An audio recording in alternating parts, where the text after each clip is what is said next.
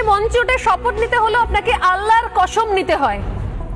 ঈশ্বরের দিব্যি করে আপনি বলেন না, আপনি বলেন আল্লাহর কসম খেয়ে বলছি আমি কোনো ধর্মের মধ্যে ভাগাভাগি করি না। রাম মন্দির ইস্যুতে আপনি বলেছিলেন, আপনি মহাকুম্ভের সময় বলেছিলেন সেখানে অশান্তি হওয়ার জন্য সেটাকে মৃত্যুকুম্ভ বলেছিলেন।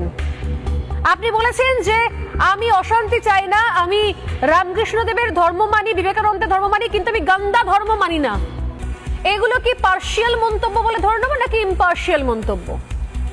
এগুলো আপনি কাদের হয়ে বলেছিলেন? সফট টার্গেট হিসেবে হিন্দুদের বারবার আঘাত করা, হয়তো বাবাদের থেকে শিখেছেন।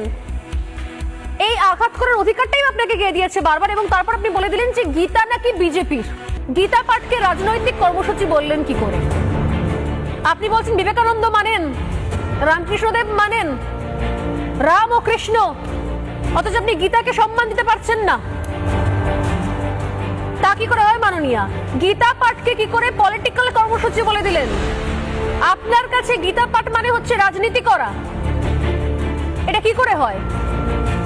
গীতা পাঠকে কি করে বললেন বিজেপির কর্মসূচি? গীতা পাঠের অনুষ্ঠানে আপনি কোন পক্ষ দেখেছেন বলুন? কোন পক্ষকে দেখেছেন গীতা পাঠের মঞ্চে?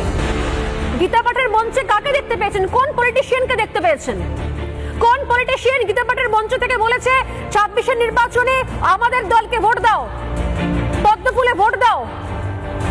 বা গীতা পাঠের মঞ্চ থেকে আপনার সরকার সম্পর্কে, তৃণমূল কংগ্রেস সম্পর্কে একজনও কেউ মন্তব্য করেছেন, আপনার বিরোধিতা করেছেন? দেখান আমাকে। 3 নম্বর প্রশ্ন, আপনি বলছেন গীতা বিজেপির, আপনি বলবেন যে শ্রীকৃষ্ণ বিজেপির, শ্রীরামচন্দ্র বিজেপির, রামায়ণ বিজেপির, মহাভারত বিজেপির, এগুলো সব বিজেপির হয়ে গেল।